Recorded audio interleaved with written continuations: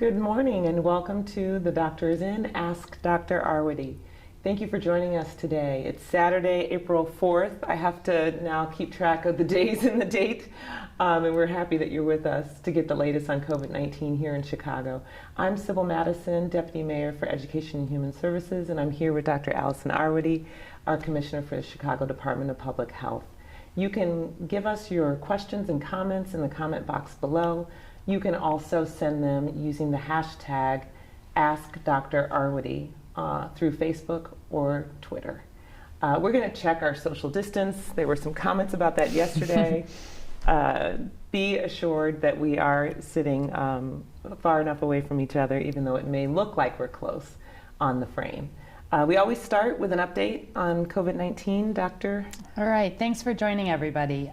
So we're at 3,836 lab-confirmed cases of COVID-19 in Chicago residents, and we're up to 60 deaths in Chicago residents. If we pull up our regular graphs that we're looking at, I'll remind you that bar graph, we really keep track of cases by the date the specimen was collected. So that's why it can look like the numbers are a little lower in those dates on the right as we move forward, because that, of course, is when people were actually infected, and we know it's still taking a number of days in some cases for test results to come back. And then if we look at the next graph on the right, this is our overall curve. I will say we are seeing some bending. We're not at a flattening point, but definitely we are starting to see real progress in terms of some of that stay-at-home order, the work that all of you are doing to really limit that infection. And let's pull up the graph we look at very regularly about that flattening the curve. Again, the goal is to, as we flatten, not have such a very, very steep rise in infections, especially because that has the possibility to overwhelm our healthcare system. And where we think about the hundreds and hundreds of people who are in the hospital now in Chicago with COVID, many in the ICU, many on ventilators, everything we can do to have that rise in cases be lower and have fewer people infected is really important. If you want to see more about the details of Chicago cases, I encourage you to go, as always, chicago.gov/coronavirus. Right up at the top, we've got a latest data button, and you can see more about the details. I will also say, beginning Monday, we're planning to have more information that we'll be putting up every day. We had this question about testing yesterday, yes. Some more about demographics, really looking some more at underlying conditions and some of the issues that we know we already have in Chicago, where people who have underlying conditions are unfortunately more likely to suffer severe illness or even death. So look ahead for more of that beginning Monday. But in the meantime, we're going to be talking about masks certainly today. I know people will have seen the president's announcement, the news from the CDC, really talking about some more universal recommendation for people to be wearing cloth masks, not medical masks, yes. Especially if they're out in crowds, in public places, et cetera. And the governor spoke to it, And too. the governor spoke to it exactly at the press conference yesterday with the mayor, et cetera. So, but before we get to that, I wanted to actually, for people who haven't been watching us all along, show again my blue dot scenario that we have. We've been using it to really help you see visually the importance of staying home. And I want to emphasize really strongly that even if people are wearing some of these masks, and we'll talk about some of what that may look like in the days to come, it does not replace the importance of staying home as much as possible. So in the simulation, before we start it, people who are healthy are blue dots. Mm-hmm. And then as they interact with people who are infected, they become red dots, and then as they recover, they become purple dots. And in the first simulation when we started, not just yet, everybody is moving around per usual. So nobody is stationary, and you see a very rapid spread of infection. That would have the potential for overwhelming the health system and just seeing many more infections overall. So let's go ahead and play that. Great, and so we'll be seeing blue dots really turning to red fairly quickly as people are infected, and then turning to purple as people largely recover. Again, 95%, well above 95% of people do recover from this virus, even if they are infected. But this kind of simulation has the potential to just overwhelm our healthcare system. And so in comparison, again, this is just a theoretical simulation. It's just to give you the idea.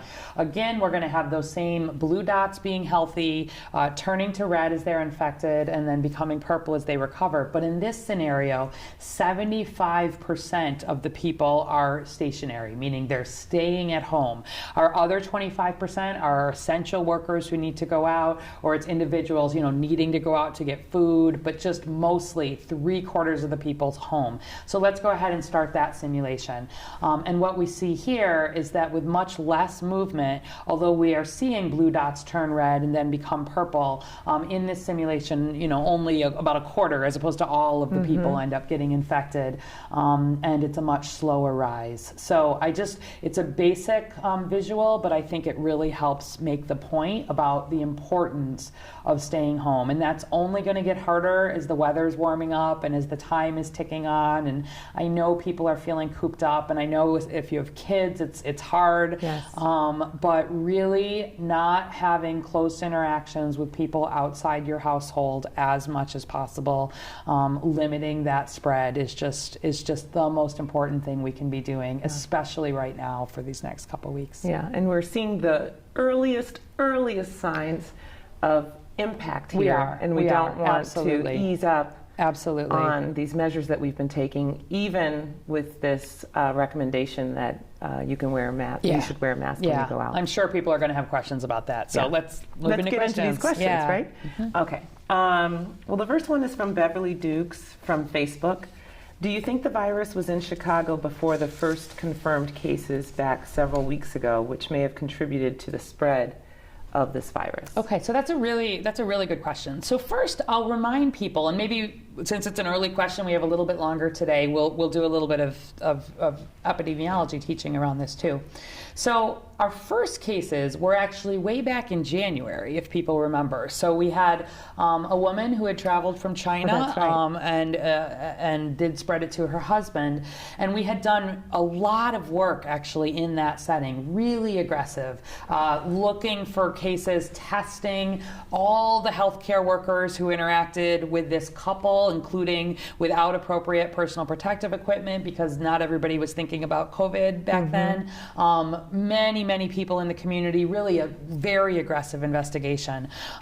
Did not identify any additional cases at that time. And actually the team went back and did a serology study. We were talking earlier about the serology. What does serology mean? Yeah, serology is the blood test. I was going to explain it.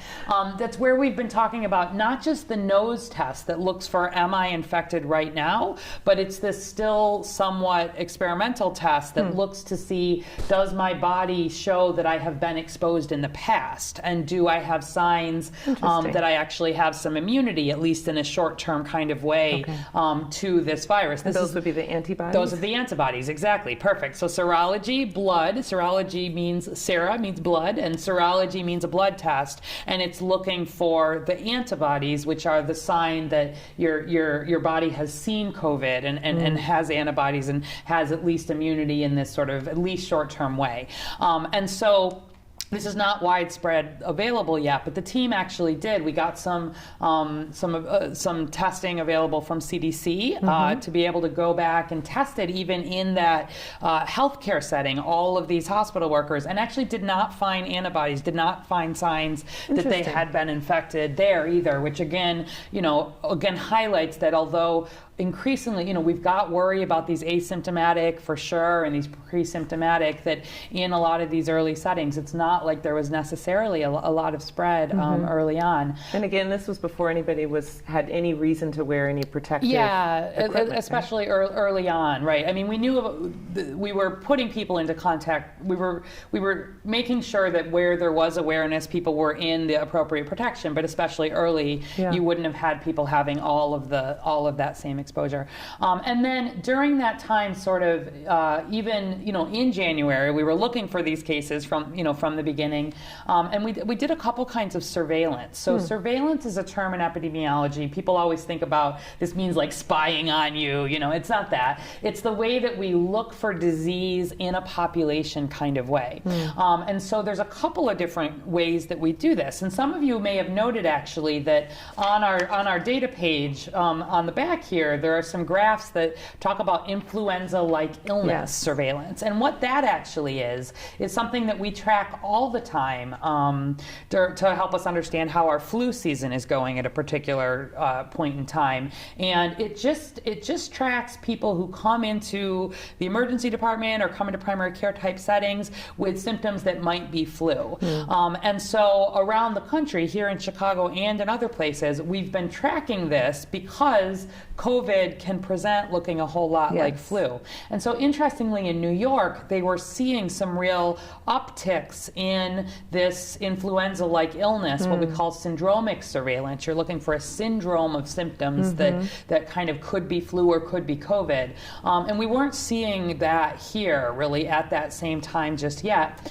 And then there's another kind of surveillance called sentinel surveillance. You guys are getting a course in epidemiology here. Sentinel surveillance means we actually test a portion of people, again, who are getting tested for or are coming in for care for flu-like symptoms, but they're not necessarily coming in like looking for a coronavirus test or somebody who we knew had exposure. So early on, certainly we were doing a lot of testing of travelers and contacts of cases and really looking for cases in that traditional way.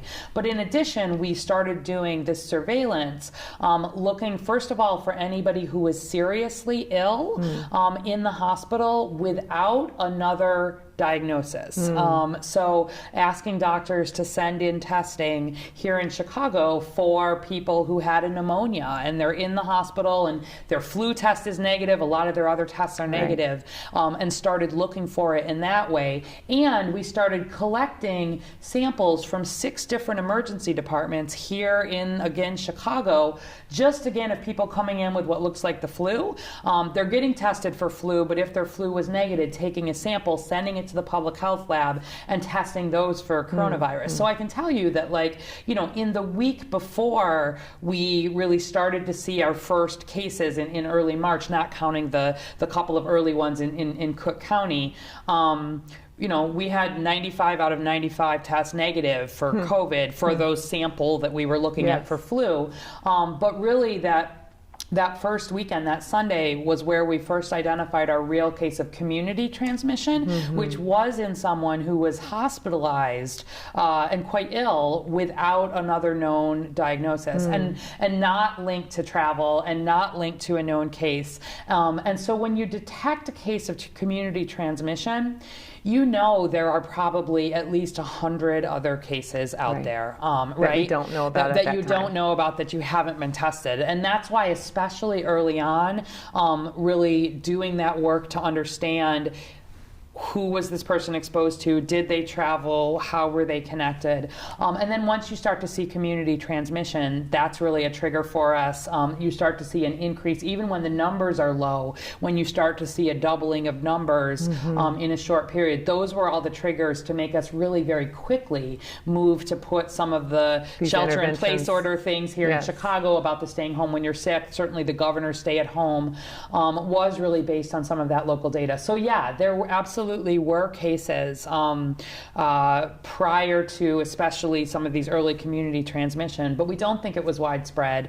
And really, once you see community transmission, that's when you move to these kind of what we call community mitigation, these more really asking everybody to make the changes to have the limit. So there will be additional genetic work, certainly, to understand how cases were connected early on. We'll be going back and looking at more of the flu samples that were connected over time. This is what was done in China. We'll do it here as well. The top priority right now is, of course, getting people diagnosed and more of that testing for people who are having symptoms right now. But in the background, there will be some of that research and work to really understand the epidemiology, as has been done in other countries. Yeah, it's so interesting how this is making more visible the work that the public health department does all the time. That's right. Yeah, we talked about, all the time we collect samples of flu and test them for new strains and do some of that. And we're using a lot of that same baseline work to really understand COVID and its spread. It's how we're able to make some estimates of cases, even if we're still not lab testing everyone. We don't lab test everyone who has the flu.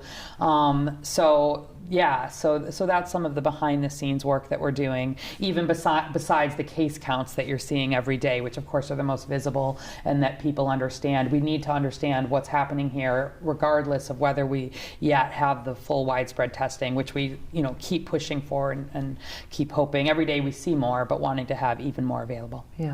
Well, thank you, Doctor, for that lesson in epidemiology. There you go. Yep. All right, Lisa Rapkin Grant from Facebook. Does the virus stay on dog fur? If yes, for how long?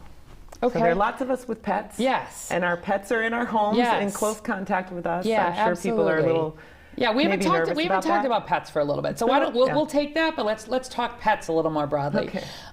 So certainly, one of the main questions all along here has been how much are animals part of this transmission chain? Early on, evidence that potentially around this market in China, an animal market, there may have been some initial spread. There's still actually a lot of work happening to understand that piece. It's not a foregone conclusion at all. But in terms of dogs and cats and sort of the domestic, the animals that we would have here, we've been paying close attention to what the American Veterinary Medical Association is saying, what others, CDC.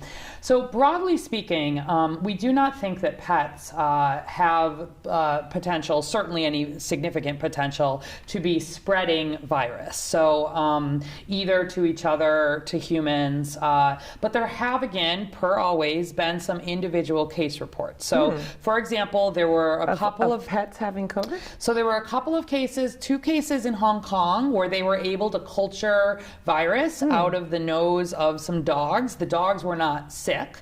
There wasn't sign necessarily that they were spreading, but again, this is one of the questions. There was a cat out of Belgium, I believe. The cat did have what seemed to be some symptoms, and so was it related, was it not? There have been studies of this. There have been many other things, and among all of the other kind of animals where they've been tested, they've not really seen it, and again, not thought to be a significant source of spread. So the recommendations at this point, really universally, first of all, is that if you're healthy, you can interact with your animals in the way that you normally would, but please, lots of hand washing. Hand washing before and after, hand washing, what your pets are eating. Like, everybody needs to just be paying more attention to hygiene broadly. And the recommendations, if you've noted, if you look on our website, CDC, et cetera, say, if someone is sick, if possible, just abundance of caution to try to be not getting up close and personal with your pet at that time. Yes. If someone else is able, isolate from your pet as well as your family members. not be kissing and up close. And if someone else is available to feed it during that time, again, it's more just to be cautious as we learn more about the virus. We don't think it's a major source at all of spread, but it is one of the things that's under study. To the question of dog fur specifically, so what was it? Is the virus? Can it be transmitted through the dog fur? Okay, so, and this is a little bit about the surface conversation, right? So, and again, this is something we've talked about a fair bit, but why don't we just remind people, because if folks haven't been on. There was a big study that was done, published in the New England Journal, that looked at sort of how long can virus live? How long can virus live in the air, right around, it's droplets that come out of the mouth, but the small amount, can be in the air in that space. And that was where this thing people have heard that sort of in the 3 hours, there was the potential for virus in this area to still be what we call viable, meaning some potential, although it goes down for infecting folks in that space. But also this was where the idea that the virus can live for 24 hours Right. on cardboard and could live for even 3 to 4 days on especially the hard surfaces, the steel, the plastic, some of those harder surfaces. But it depends what those were made out of. So if it was a copper surface, it didn't even last 4 Right. hours. What people may not realize is that that study was actually done primarily to compare how well this new virus, the virus that causes COVID, and the virus that caused SARS back in 2009, 2010. This was primarily done to be a comparison. And what they found is there was actually not a significant difference between how the virus that caused SARS and the virus that caused COVID, how well it lasted sort of in this close way in the air, how well it lasted on surfaces. And they're both in that family of coronaviruses. They're both in that family of coronaviruses. COVID, the closest relative to it is this SARS. And some of you may remember, we've talked about the official sort of taxonomy, meaning the scientific way this virus has been named is actually SARS-2. And the other one is SARS-1. But we use COVID so people don't get confused. That's the virus that's caused. And so it was really done to say that certainly the technical term for being able to pick up virus from touching thing, we call that fomite transmission. Just a word of the day for you. So, touching. I think that's the second or third word Yeah, of the day. lots of words of the day today, sorry. But really the sense of, the main way it is spread is by getting droplets in through eyes, nose, mouth. No Yes. doubt about it, for sure, contact with sick people. The fomite transmission is this sense of where you're touching surfaces and then again touching your eyes, nose, mouth without washing your hands, Yes. right? So that's why touching the dog's fur, washing your hands is the most important part, not a risk if you remember to wash your hands before you touch. But even where you think about a dog's fur, the surfaces that can kind of trap, even if there were virus, that trap Yes. the virus a little more, less of a concern than like a hard surface, like a countertop, a doorknob, those kinds of surfaces. But this is all about sort of risk benefit for everybody.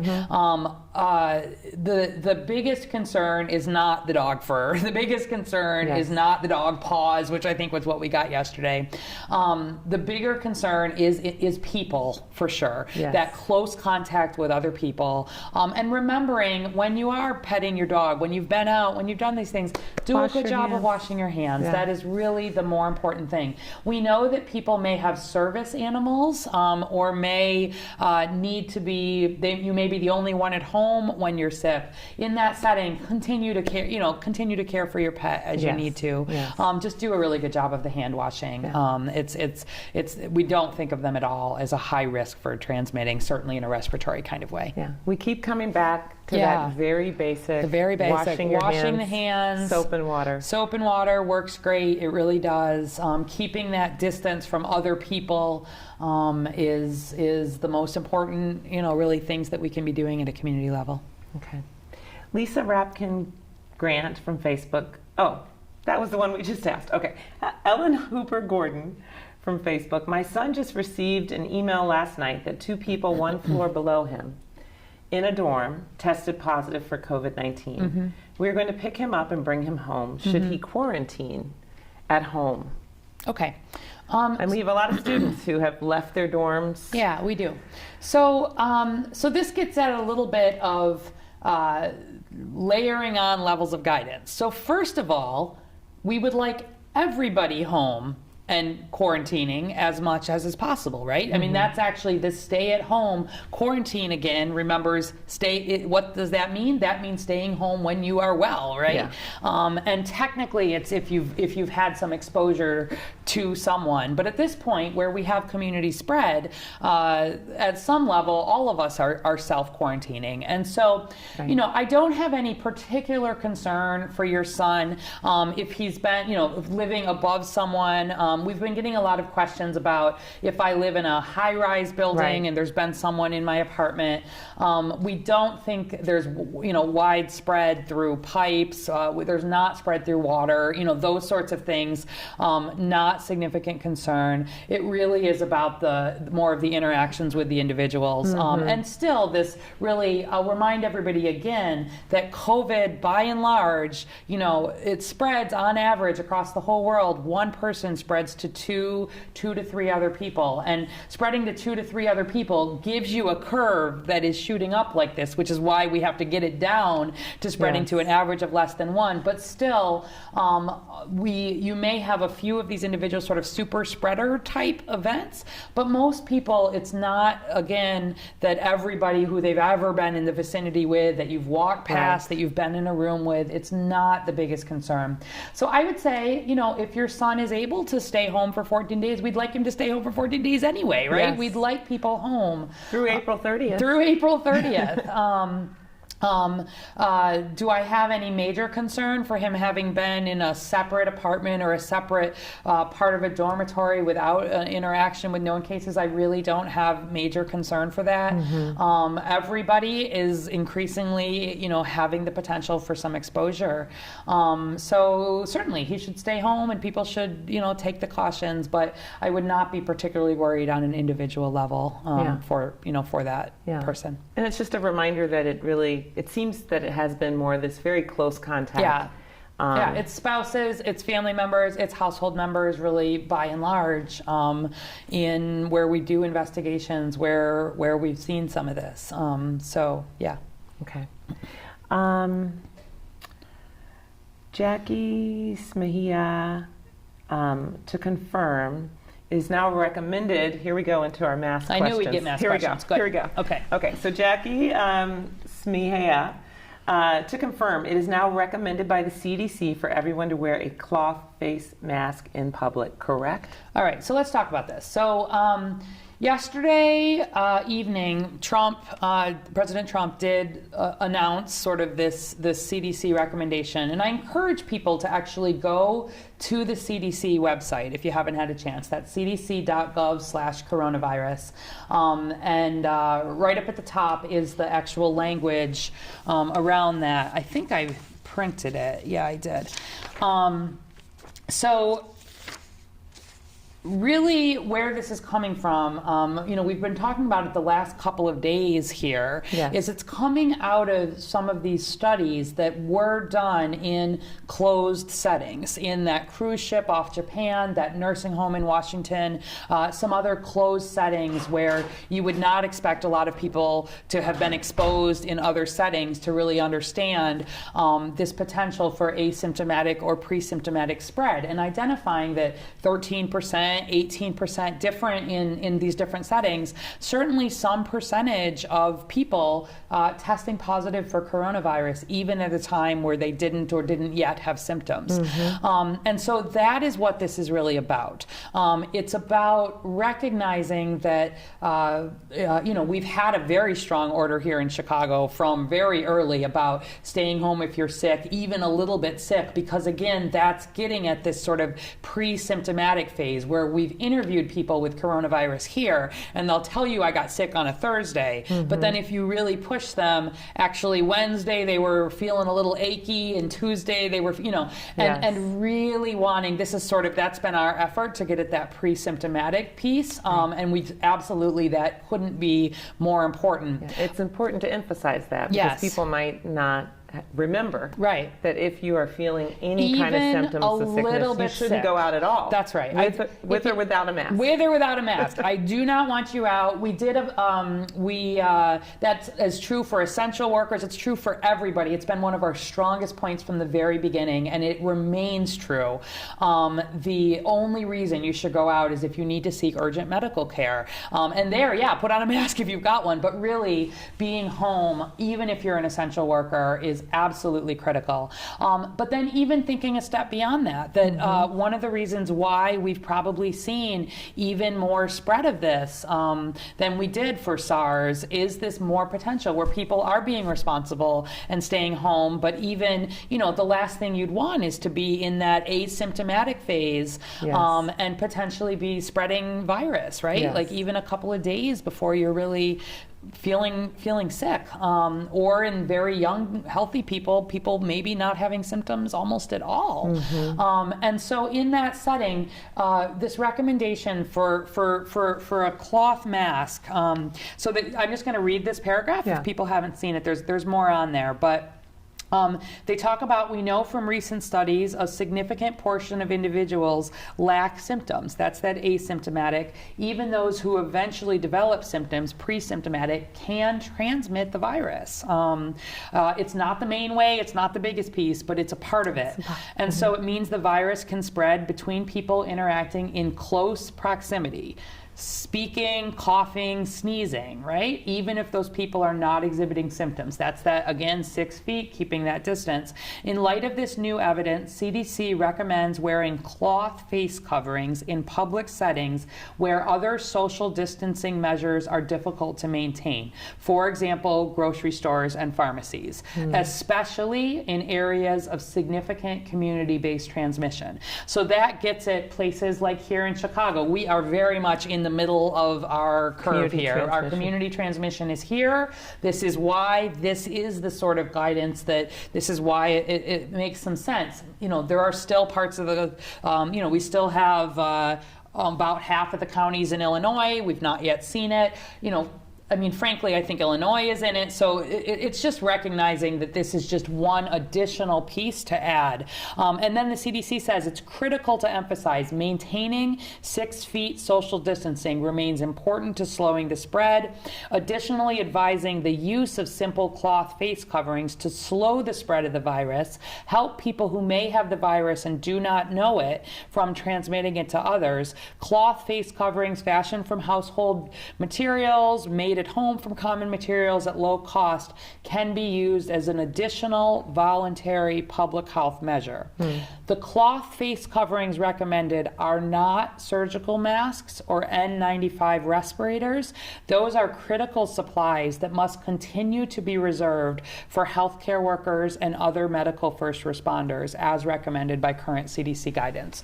So this is about really recognizing that covering, and we've talked a little bit about this, covering your mouth, whether that's covering your mouth when you're coughing or sneezing and doing a good job, or even recognizing some of this throat clearing, some of this, if somebody did have COVID and didn't know it yet, having your mouth more covered would offer some additional protection. And for others. It's really primarily about for others. It's helping keep your germs from spreading. At a low level, does it offer some possibility of, less if somebody coughs and it gets on you? Yes, that's some of it. But most of this is really about helping to protect others. And that's where some of the difference in the different masks that folks would wear in a healthcare setting where they need to be very up close and they're doing procedures on people, like testing them, putting, things in their nose that make them cough and make them sort of send out this virus even into the air, into these slow drops, or they're needing to put tubes in people's throats or suction people or oxygen. Those are scenarios that are really high risk, and that's why those more like the N95s we talked about and these respirators, these ways of really having an absolute airtight seal are the most important for the healthcare workers. This is really about having one additional piece that we add, especially if there's a setting where you're worried about being able to maintain distance or you're interacting with people outside the household. And if you're sick and you're at home, having some of that in place. So, we've talked about people making some of these, sewing some of these. We're going to probably, I'm sure, have more opportunity to do that. I've seen people just use scarves. Yep, scarf is going to help. Anything that is just thinking about having fewer of your germs, your droplets really leaving your mouth when you're out and about is one additional piece that helps keep everybody potentially safer. Yeah.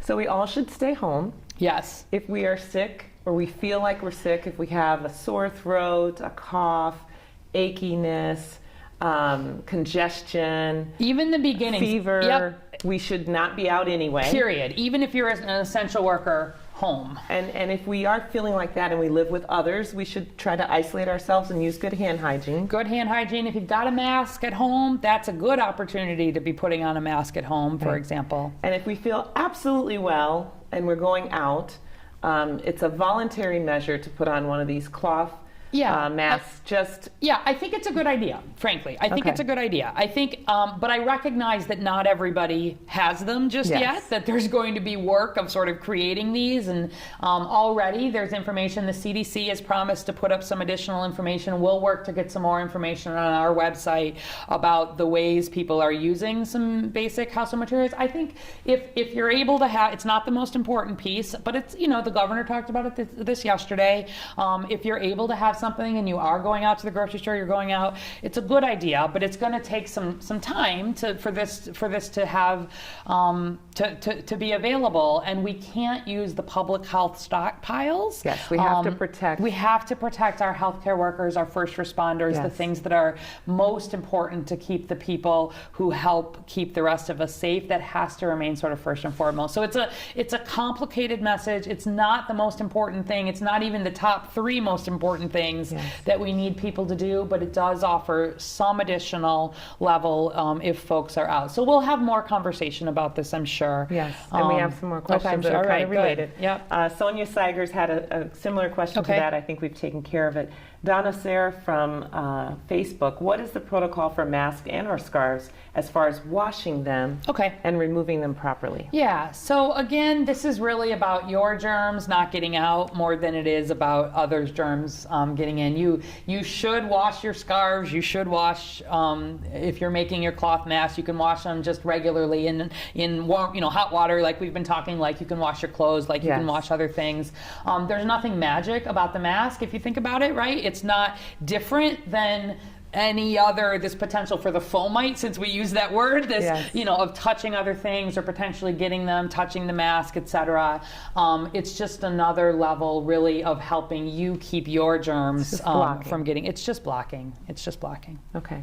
I imagine you should not share your mask or scarf with others. Yeah, I mean, this is going to be, as everything, right? New normals, Yes. new thinking about what does this look like. I think a lot of it would be psychological, frankly, too. Yes. This sense of sort of, I'm taking this seriously. We are in the middle of a really unprecedented time. It's going to have psychological effects as well as physical effects, and we'll see. Like, this is going to be a conversation over the weeks to come here, and this is just the beginning of that conversation. I don't want people to feel like anything magical has changed between yesterday and today in terms of our epidemiology, or if I don't have something and I urgently have to go out.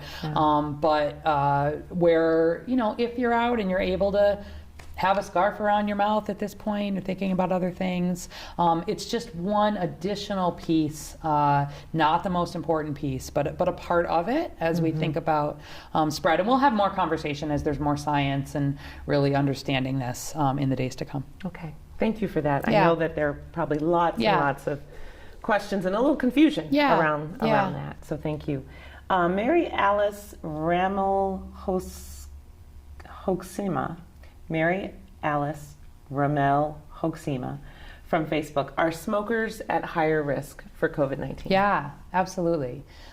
So there's good evidence that people who smoke have, it's not that you would be more likely to become infected necessarily. We've talked again that nobody has immunity, and so people can be infected and have been infected at all ages, all races, all parts of the city. But where we think about that more serious illness, people more likely to have problems smoking, the respiratory system. Smoking is absolutely a risk factor for having worse outcomes. And so even where we talked about some of the difference between children and adults, children don't smoke, have not had as much of, that. Like there's a lot of pieces to it. But yeah, I know people use smoking for stress relief. It's as much as you're able to not be using substances for that and coming up with other ways that's just going to be healthier for everybody. Yeah. Tanya Artiaga from Facebook, would it be safe still to go on runs near our homes as long as we are running alone and not in groups? Yes. Yep. So we will keep answering that question every day as long as it keeps being asked. We want people getting exercise every day. I want people getting their heart rate up, especially if you've got kids, doing exercises in your home, doing walks or runs sort of near home, right? We've talked about this isn't the time to get together with your whole marathon training group or your big bicycle, group that goes on runs, but by yourself or with someone who is already in your household, it is safe. It's about the congregation, not the activity. Yeah. What do we call a group of bicyclists? I think a Peloton, actually. Oh, okay. But I know I was going to say it, but we've had a lot of vocabulary words already today, and I'm not totally sure. I'm not a long distance biker, but I think that's what it's called. Okay. I just know it's a school of fish. Yeah. Okay. We'll look that one up. We'll look it up. Okay. All right. Julianne Westman Bardell, this might take us back to the beginning from Facebook. How will we know that we are starting to flatten the curve? The data is showing us that maybe there's a little bend. How will we know when we're starting to flatten it, and have we reached our peak yet? Okay. So great. So I love all these epidemiology questions today. I know you do. All right. So first of all, the blue graph that we show you every day is just, again, the numbers curve. We've talked about this. We watch our ICU numbers. We talked about those yesterday or the day before. We watch our hospitalization numbers. We watch, unfortunately, our death numbers. Those come a little later because people often... when people get sick with coronavirus, it usually takes some time for them to get sick to the point where they need to be in the hospital or in the ICU or unfortunately sometimes die. So those tend to lag the case numbers, but we watch those and because those are not as dependent on how much we've been testing or not, right? Yes. But also, what we've been doing is tracking what we call our doubling rate. So very early on, and this does go back to what we talked about at the beginning, even when our numbers were really low, like 5, 8, 15, we were seeing doubling of cases really every day or two. And doubling of cases every day or two was another part of why we worked quickly to get those stay-at-home orders and things in place, because that kind of doubling, even when the numbers are low, is very concerning from an epidemiologic standpoint. So it was the rate we were looking at. It's the rate of increase, even when the numbers are low. And then we sort of have seen, as that order has come in and we've started to see that compliance, again, that really lags. So we see, you think about, again, how long does it take? This is not a thing for joking at all, but there is a coronavirus joke that I like because it helps people remember incubation period. So I'm going to tell you a coronavirus joke. Okay. But you're going to have to wait 14 days to see if you get it. So it's a dumb joke, but it helps make the point that it can take up to 14 days from when someone has been exposed to coronavirus until they actually become sick with it. Yeah. And so where we think about, that stay-at-home order, we're really looking at the effects of that a week, 2 weeks later to really see that effect. And so we start to see some of that flattening. We're not on a doubling every 1 or 2 days, thank goodness, because we would have already overwhelmed our healthcare system if we were on that rate. We moved, we were at a sort of every 3 to 4 day doubling, and now we're seeing that even starting to be a little bit below that. It is way too early to draw big conclusions. Again, our testing rates really impact this, and the more important data is not even this overall case, it's some of these things where we have more full testing.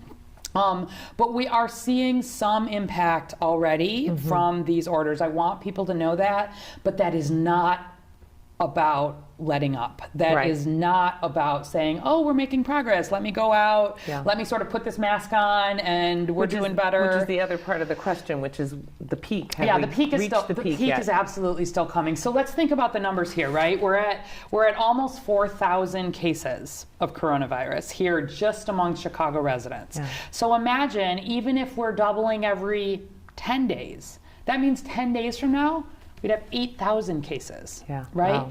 And what that actually looks like, I mean, that would be a very good doubling scenario. Even in a good doubling scenario, we're talking many more cases, many more hospitalizations, many more ICU, and unfortunately, many more deaths. And that's why this work, if people saw the press conference yesterday at McCormick Place, that is building all of that out to have it before we need it. Everybody's dearest wish is that we don't ever need to see a patient in that setting. Even if, we had money from FEMA, we've not waited to make sure we're building that surge capacity. But we are not at the peak here. We're expecting sort of over the next few weeks, sort of in April, to start to hopefully be seeing some of that. But we'll see. And when you stay home to save lives, it is what the most important thing to be seeing that curve. So we move from sort of, because think about what we actually need to see happen. We need to see, we're seeing the beginnings of some flattening, so important, like we would have already be overwhelmed if we had not already seen some of that.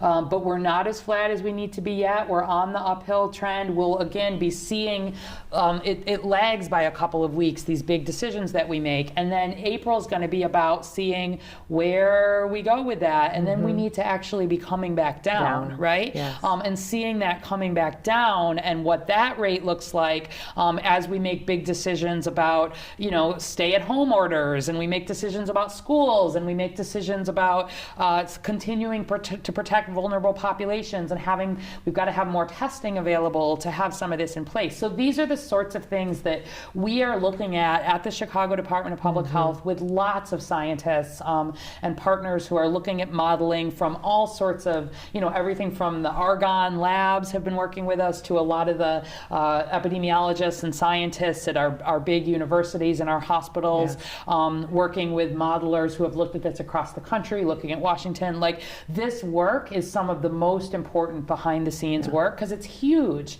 You want to make sure that you're applying what you can do from a public health perspective in the way that is done at the most important time, in the way that has the least possible economic and social impact, but the maximal public health and life-saving mentality. And so, that closing the lakefront, some of these things, we're not just doing that to make a point. We're doing it based on where we see problem spots and really needing to do everything we can to limit infections. I'm hoping to have some more data next week to be able to talk about we've been looking at some of the mobility data. I talked about it at a city level, but even we're looking more geographically. We're really trying to how we're actually moving around, or if we're not moving around. How well are we adhering? Can we do more messaging in particular areas? Certainly thinking about enforcement. We're using science every way we can here to really protect at a population level the city of Chicago while we protect our healthcare system. And I would say using it to deal with what we need to deal with today, but also looking way out into the future. Right. And to the point of this question, not yet seeing the horizon here. No, we're on the way up. Still, we will be for some time. That's why these next few weeks are just so crucial. And we will continue to keep you updated. I'm telling you the same conversations we're having with the mayor, with the modelers, wanting to really make sure that you're understanding why we're asking you to continue the difficult work of staying home. Yeah. Well, I think this is a wrap for us today. I don't know if you had any good tips. I know that we've been really pushing people going to Smart 911 and registering there, including people who might be quarantining or in isolation. So it's a good way to let our first responders know what special circumstances you might have in your home. So think about going to smart911.com. Smart911.com, you can put in if people have underlying conditions, you can put in if people have disabilities, may need extra care, you can put in, I think even pets are in there. There's various things in there that you can put in, and if you've not registered, I was registered long before COVID, but put in your information. It really helps people help you in an emergency. I also just have a couple of notes here. LISC, which is Local Initiative Support Corporation, is offering $10,000 grants to small businesses and nonprofits. Applications are due tonight at midnight. So you go to LISC.org, LISC.org. This would be for Chicago small businesses and nonprofits, and you choose the Verizon Small Business Recovery Fund or Small Business Assistance. So that's another pathway. We're seeing people again all over the city, really trying to do what we can to help us weather this economically.